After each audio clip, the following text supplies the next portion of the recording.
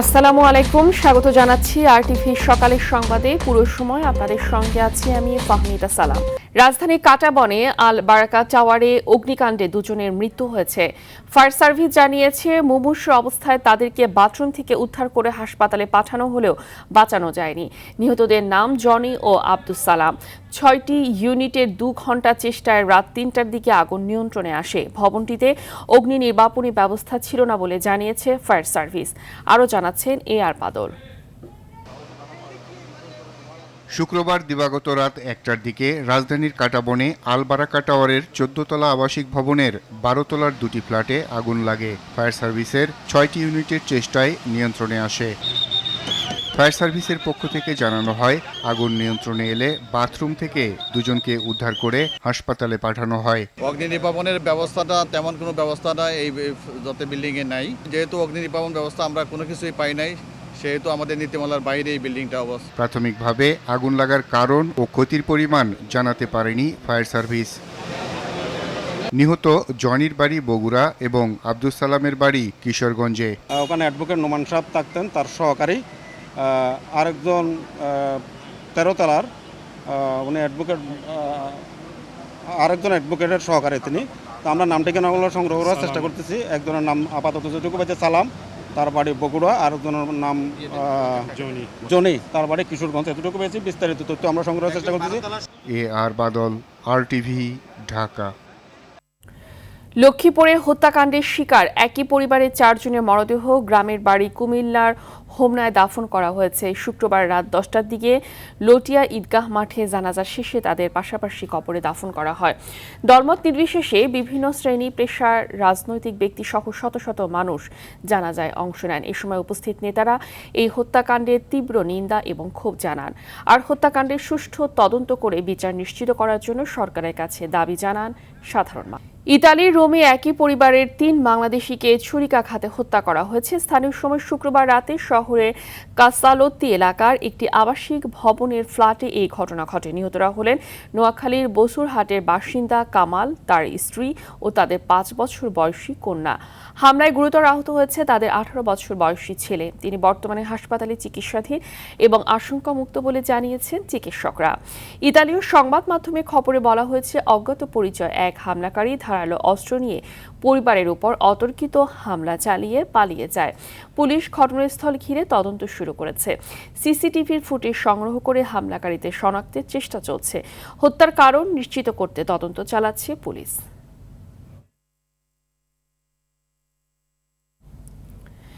বাসা বাড়ির বর্জ্য অপসারণে বছরে ৩৭০ কোটি টাকারও বেশি আদায় হলেও তা যাচ্ছে একটি সিন্ডিকেটের পকেটে। মূলত সিটি কর্পোরেশনের দায়িত্ব হলেও একটি রিটের কারণে তা হচ্ছে না বলে দাবি প্রশাসকের।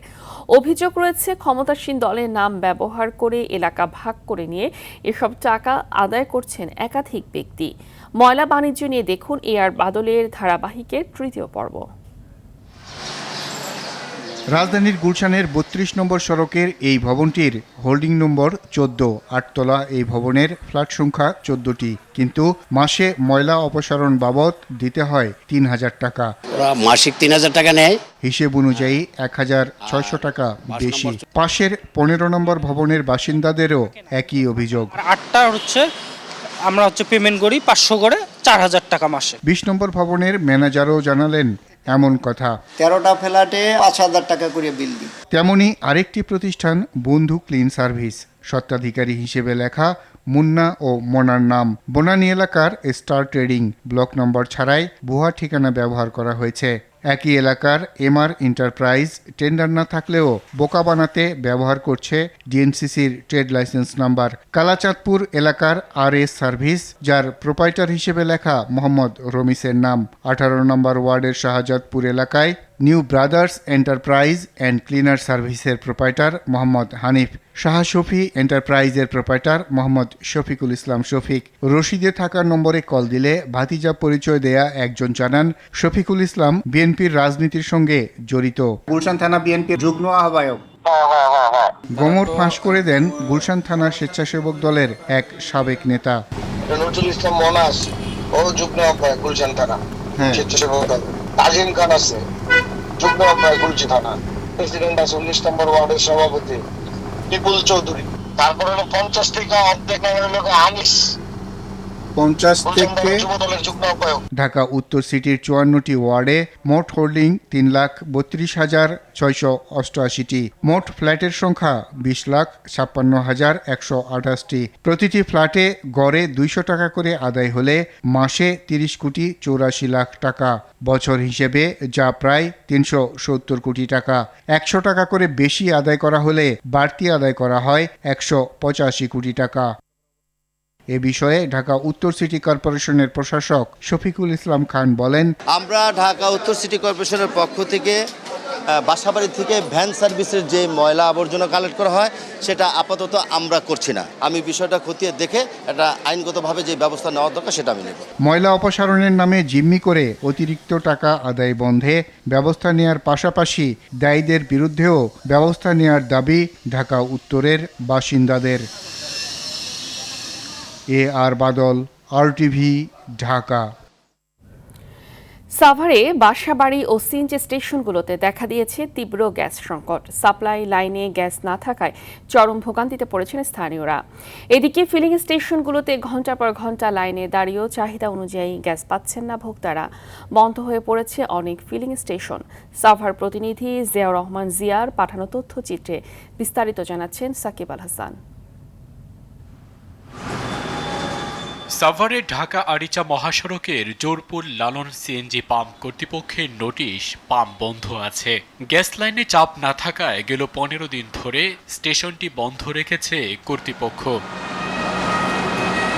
কয়েকটি সিএনজি স্টেশন খোলা থাকলেও তৈরি হচ্ছে বাস, ট্রাক ও ব্যক্তিগত গাড়ির দীর্ঘ লাইন। ঘন্টার পর ঘন্টা অপেক্ষা করেও চাহিদা অনুযায়ী গ্যাস পাচ্ছেন না অনেকে। লাইনে গ্যাস থাকলে আমরা যদি 2 PSIও পাই তাহলে আমরা মেশিন চালাতে পারবো। দেখা যাচ্ছে যে এখন 0 PSI। অফিস ফফিস খোলার পরে থেকে অবস্থা, সিরিয়াল পাম্পে গ্যাস পাওয়া যায় না, ওমর তো গ্যাসই নাই। সাবার তাও পাই না আমরা গ্যাসের কোনো প্রেশার নাই। এই লাগে দিনে 2 বার লোয়ার লাগে, গ্যাস আসেই না। 2 বার 3 বারও ডেলি গ্যাস লওয়া লাগে। এই যে ভোরে ওটা লাগে 5টায় 4টায় গ্যাস লইতে, আবার রাত 12টায়, এভাবে তো সম্ভব না। সিএনজি স্টেশনের মতো সাভারের বাসাবাড়িতেও দেখা দিয়েছে গ্যাসের তীব্র সংকট। কোনো চুলায় জ্বলছে না আগুন, কোনোটি জ্বলছে নিভু নিভু করে। বাড়তি দামে সিলিন্ডার কিংবা লাকড়ি কিনেও কমছে না দুর্ভোগ। সরকার জনগণের ওপর একটু নজর রাখা উচিত, যাতে এই গ্যাসটা আপনার বাসা বাড়িতে গ্যাসটা থাকে, আমরা যেন রান্না টান্না করে আপনার খেতে পারি। জ্বলেই না চুলা, একটু জ্বলে না। আগে তাও একটু এলেও জ্বলছে, এখন ইদারিং একটু জ্বলে না। শিগগিরই সংকট সমাধান করা হবে বলে জানালেন এই কর্মকর্তা। অনেক প্রতিকূল আবহাওয়ার মধ্যে এই কাজ করতে প্রায় বাধাগ্রস্ত হয়। এখন নদী উত্তাল আছে, সমুদ্র উত্তাল আছে, ঝড়ো বন্যা আবহাওয়ার কারণে এই জন্য গ্যাস সরবরাহ কিছুটা ঘাটতি আছে। আশা করি আমাদের চেষ্টা অব্যাহত আছে, স্বল্পতম সময়ের মধ্যে আশা করি এই জিনিসটা সমাধান হবে। জনদুর্ভোগ কমাতে দ্রুত এই সমস্যার সমাধানের দাবি সাভারবাসীর। সাকিব আল হাসান, RTV। এবার আন্তর্জাতিক সংবাদ। উজানের ঢল ও বৃষ্টিপাত না থাকায় ব্রহ্মপুত্রের নুনখাওয়া পয়েন্ট বাদে কুড়িগ্রামের সবকটি নদীর পানি কমেছে। তবে পানি কমার সঙ্গে সঙ্গে তীব্র হয়েছে নদীর ভাঙন। পানি উন্নয়ন বোর্ডের পরিসংখ্যান অনুযায়ী ধরলা, দুধকুমার, তিস্তা, ব্রহ্মপুত্র নদ সহ 36টি পয়েন্টে তীব্র হয়েছে নদী ভাঙন। অপরদিকে বন্যা পূর্বাভাস ও সতর্কীকরণ কেন্দ্র পানি বাড়ার পূর্বাভাস দিয়েছে। পূর্বাভাসে বলা হয়েছে আগামী 2 জুলাইয়ের মধ্যে বাড়তে পারে কুড়িগ্রামের সকল নদ নদীর পানি। এতে আবারও প্লাবিত হতে পারে নিম্নাঞ্চল ও চরাঞ্চল।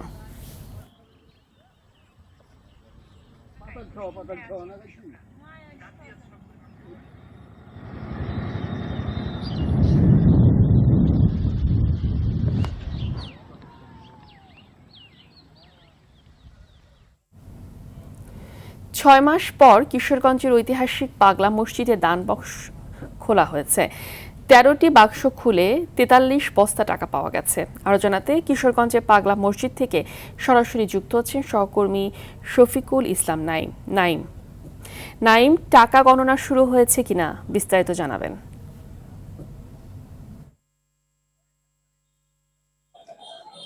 ধন্যবাদ আপনাকে।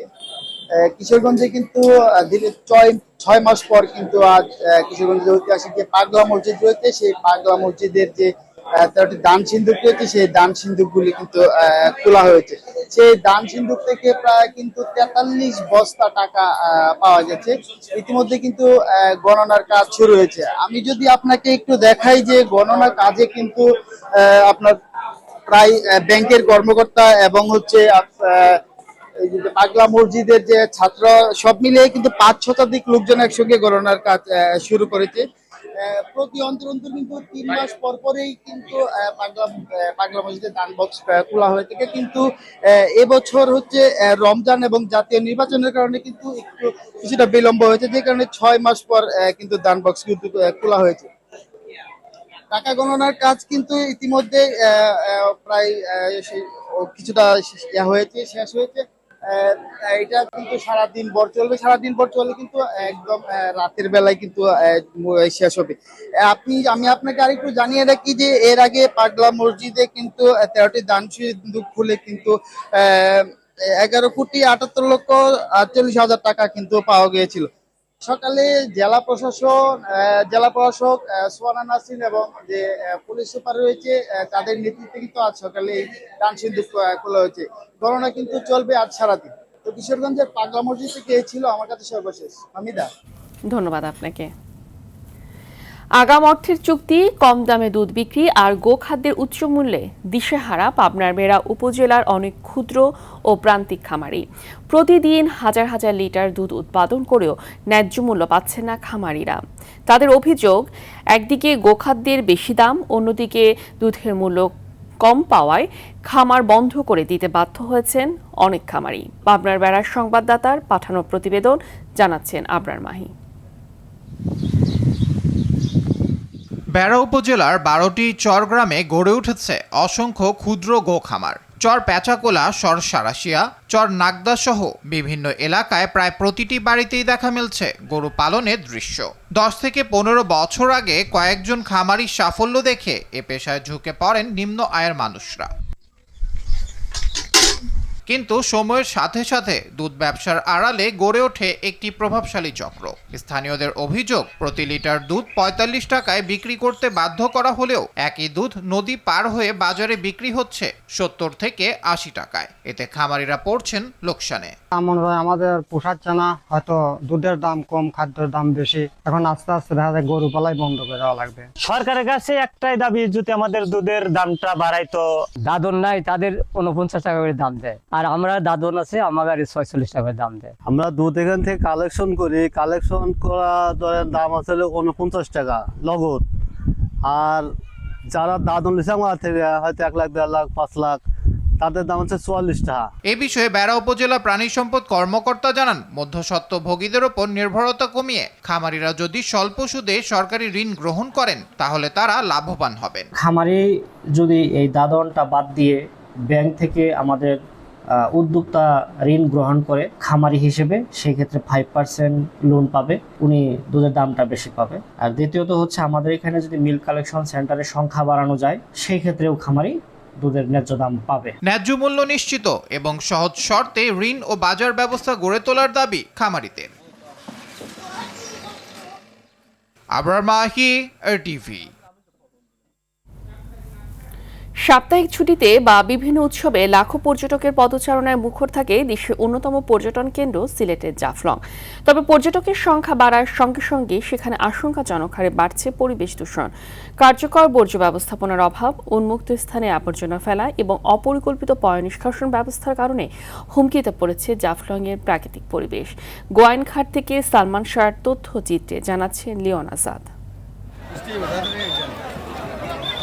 প্রকৃতির অপার সৌন্দর্যে ঘেরা জাফলং, পাহাড়, নদী আর পাথরের মনোমুগ্ধকর মেলবন্ধনে গড়ে ওঠা এই পর্যটন কেন্দ্র বছরের প্রায় সব সময়ই আকর্ষণ করে দেশি বিদেশি পর্যটকদের। তবে পর্যটকদের এই বাড়তি চাপ সামাল দিতে গড়ে ওঠেনি কোনো পরিকল্পিত বর্জ্য ব্যবস্থাপনা।